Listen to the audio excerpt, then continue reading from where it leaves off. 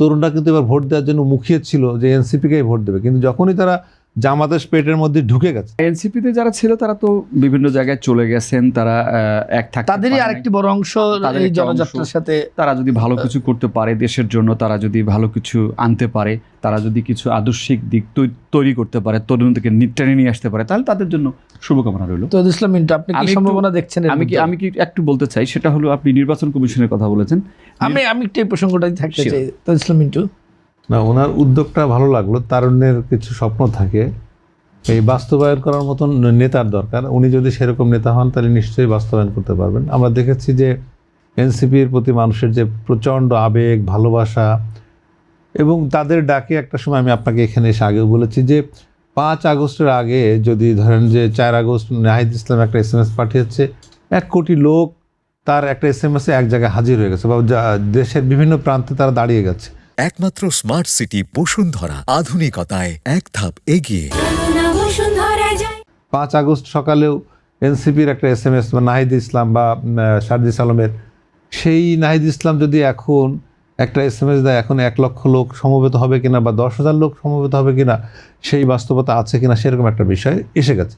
ঠিক সেই মুহূর্তে যখন এনসিপি জামাতের সঙ্গে জোট করেছে, তখন মানুষ আরও বেশি প্রচণ্ডভাবে আহত হয়েছে। সেই ক্ষেত্রে তরুণরা কোথায় ভোট দেবে? তা তরুণদের যে আশা আকাঙ্ক্ষার প্রতীক হয়ে দাঁড়িয়েছিল এনসিপি, স্বপ্নের মানুষের যে ছিল নাহিদ, সারজিস আলম, হাসনাতরা, সেখানে কিন্তু মেঘমাল্লা বসু ছিলেন। এখন তিনি যদি মনে করেন সেই স্বপ্ন আবার ধারণ করবে, তরুণরা কিন্তু এবার ভোট দেওয়ার জন্য মুখিয়ে ছিল যে এনসিপিকেই ভোট দেবে, কিন্তু যখনই তারা জামাতের পেটের মধ্যে ঢুকে গেছে, তখন কিন্তু তারা আহত হয়েছে। আর একটা নতুন প্ল্যাটফর্মে তারা ভোট দেবে কিনা, আদৌ তারা ভোট দিতে যাবে কিনা। কারণ এই জেনারেশন, জেনজি যেটা আমরা বলছি, এই জেনারেশনের স্বপ্নের পুরুষ কি এখন বাংলাদেশে? কেউ নাই। তো সেই ক্ষেত্রে তারা হয়তোবা বেছে নিতে পারে তারেক রহমানকে, হয়তোবা বেছে নিতে পারে মেঘমাল্লা বসুকে, হয়তোবা নাহিদ ইসলামকে, বা এরকম কাউকে বেছে নিতে। তাদের সামনে আসলে কেউ নেই। কারণ এই 16 বছরে তারা ভোট দেখে নাই। এই 16 বছরে তাদের সামনে কোনো হিরো ছিল না। এই 16 বছরে তাদের সামনে হিরো ছিল কে?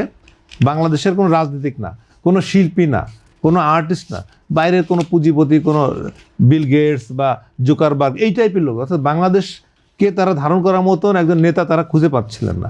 এখন দেখা গেছে যে তারেক রহমান আসার পরে তার এক ধরনের ক্রেজ তৈরি হয়েছে, তারা সেটাও নিতে পারে। আবার যখন এনসিপি ভেঙে গেছে বা এনসিপি ভাঙবো না, মেঘমাল্লা বসুরা আলাদা হয়ে যাচ্ছেন, তখন তাদের সামনে কে, কোন ব্যক্তি আসছে? সেই ক্ষেত্রে উনি যে স্বপ্ন দেখালেন, যদি দেখাতে পারেন, নেতৃত্ব দিতে পারেন, আমি মনে করি ঠিক আছে। কিন্তু ওনাদের ভাষাগুলো মানুষ, যেমন একটা সময় আপনি যেটা বললেন বৈজ্ঞানিক সমাজতন্ত্র বা সমাজতন্ত্রের, গণতন্ত্রের সমাজতন্ত্র, এই ভাষাগুলোর মানুষ বুঝতো না। বুর্জোয়া কাকে বলে, পেটি বুর্জোয়া কাকে বলে, প্রলেত, সাধারণ মানুষের বোঝে না। যেমন মৌলানাদের অনেক কথা, ভাষা মানুষ বোঝে না। বাংলাদেশের লোক বাংলায় বললে বোঝে, কিন্তু আপনি একটা আরবি ভাষা দিয়ে কথা বললেন, ওটা কিন্তু বুঝবে না।